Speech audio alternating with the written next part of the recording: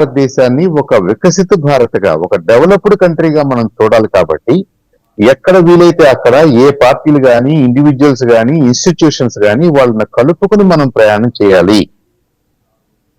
అలాంటి ఒక ఉదార భావంతో వాళ్ళు మాట్లాడుతున్నప్పుడు దాన్ని ఏదో భారతీయ జనతా పార్టీ ఇక్కడ 2 సీట్లు అడుగుతుంది, 1 సీట్ అడుగుతుంది, మేము ఇస్తాము, మిగిలితే ఇస్తాము, తర్వాత ఇస్తాము అనే రాతలు I think they are very insulting.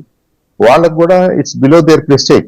అలాంటి మాటలు మాట్లాడాల్సిన అవసరం ఏ పార్టీకి లేదు, అలా రాయాల్సిన అవసరం ఏ పత్రికకి లేదు. వాళ్ళు ఎందుకు రాస్తున్నారంటే మనకు తెలియదు ఏముంది మన రాష్ట్రంలో ఉదార భావం అనేటువంటిది ఉంది కాబట్టి ఆ ఉదారంగా అవతల వాళ్ళు సీటిస్తారు. రెండవది, ఈనాడు ఆంధ్రజ్యోతిలో వార్త వచ్చిందంటే అది ఖచ్చితంగా అదేదో వేగ్గా వాళ్ళు లేకపోతే వేరే కోణంలో రాస్తారన్నటువంటిది ఇవాళ నాకు తెలిసి అయితే ఎవరు అనుకోరు. ఇట్ ఈస్ ప్యూర్లీ పార్టీ రాయిపించేటటువంటి వార్తలే అవుతాయి.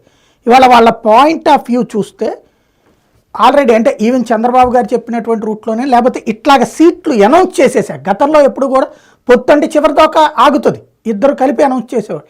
ఇప్పుడు లేదా సీట్లను అనౌన్స్ చేసుకునే వాళ్ళు జరిగేది. ఇవాళ వచ్చేటప్పుడు సీట్లు ఆల్రెడీ 100 అనౌన్స్ చేసేసి 75లో మీకు కూడా కొన్ని ఉంటాయి అంతే. అందులో 75 కూడా కాదు, 18 అటు ఆల్రెడీ అటు ఉన్నాయి.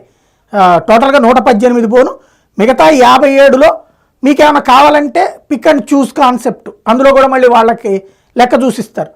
ఆ సిచ్యుయేషన్ అన్నటువంటి దానికి మీరు వచ్చారు అనేటువంటి మొన్నటిదాకా డామినేట్ పొజిషన్లో ఉంది భారతీయ జనతా పార్టీ.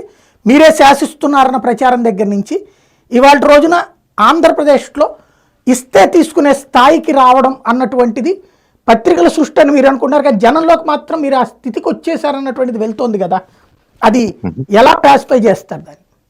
అది అది అది దురదృష్టం సాయి గారు. నేను అంటుంది ఏంటంటే మనకి ఇన్ని ఛానల్స్, ఇన్ని పత్రికలు, ఇంత విస్తృతమైనటువంటి ఫోర్త్ ఎస్టేట్ ఉన్నప్పటికీ మనం అభూత కల్పనలతోటి మన టైం అంతా వేస్ట్ చేసుకుంటున్నాం. దాంట్లో